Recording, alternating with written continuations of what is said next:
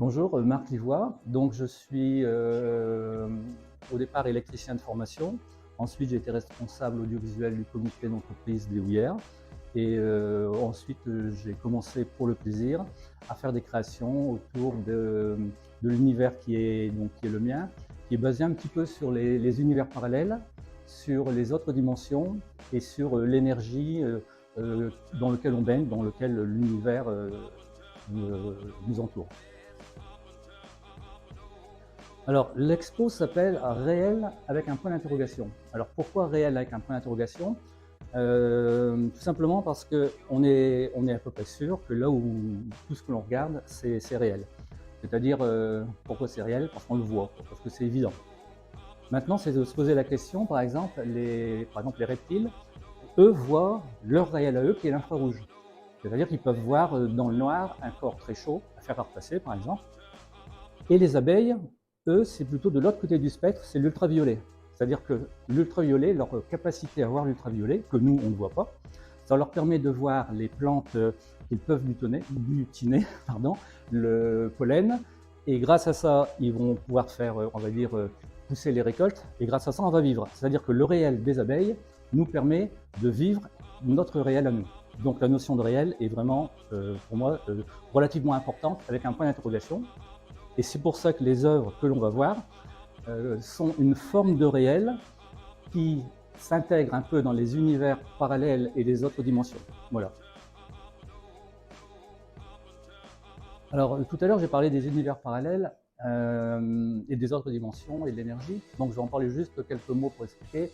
Donc, les univers parallèles, c'est quoi? C'est des univers identiques aux nôtres, dans lesquels il y a juste une toute petite différence. Par exemple, là, au lieu d'être en noir, je pourrais être en rouge, par exemple. C'est un exemple d'univers parallèle. Donc, les scientifiques actuellement hésitent entre eux. Il y aurait quelques centaines d'univers parallèles, enfin, déjà pas mal. Entre eux, il y aurait une infinité d'univers parallèles.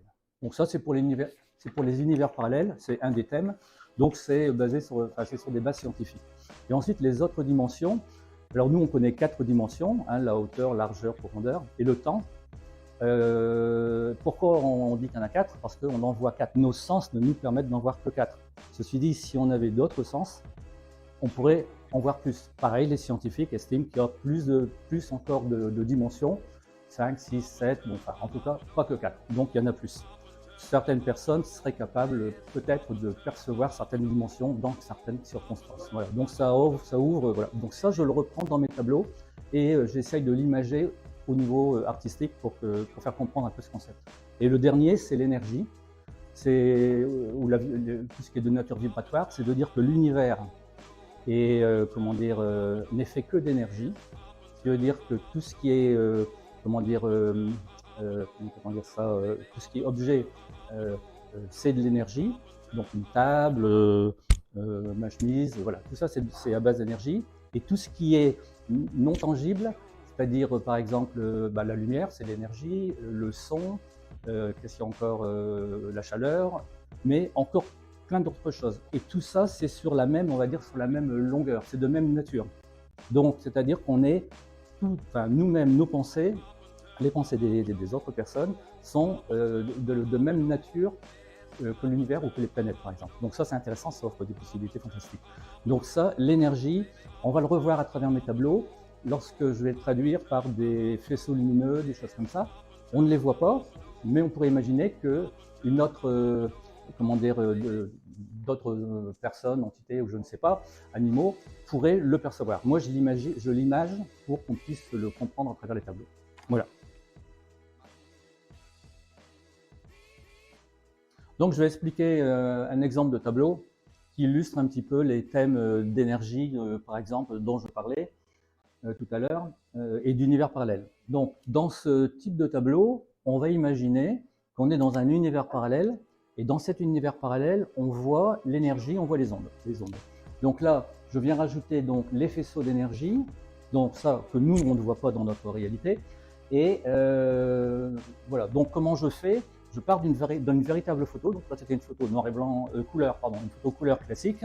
Je la transforme en noir et blanc et je viens la recoloriser après. Donc ici, je viens rajouter des faisceaux. Bon, c'est juste un petit peu pour l'ambiance. Et là, je viens mettre donc toute l'énergie qui passe Je viens donc rajouter, dans ce cas-là, à la main, un faisceau, un deuxième, un troisième. Je viens poser donc chacune des petites étoiles à la main. Donc chacune des petites étoiles est posée. Donc des fois, on peut se retrouver à un tableau, il y a 200 étoiles. Donc ça, c'est pas très compliqué, mais c'est très long. Voilà. Et voilà. Donc ça, c'est un exemple. En amont de ça, donc juste avant, là, on va passer sur le deuxième tableau. Là, c'est le théâtre Sébastopol de Lille. Donc, quand je prends la photo, il faut imaginer qu'il y a des antennes de télé, il faut imaginer qu'il y a des passants, il y a des panneaux de sens interdit, bon, il y a beaucoup de choses. Donc, la première étape, c'est de nettoyer la photo. Enfin, j'appelle ça nettoyer. Voilà. Et donc, je viens enlever tout ce qui gênait. Là, ici, il y avait plein de personnes, il y avait même des voitures, il y avait tout ça. Donc là, j'enlève. Et ensuite, je viens rajouter, par exemple, des oiseaux. Je viens rajouter des morceaux de nuages, du ciel, etc. Des planètes, un lever de soleil, je viens positionner des oiseaux. Voilà, donc c'est un montage et je viens rajouter de la brume, etc. Voilà. Donc c'est un petit peu le principe général des créations.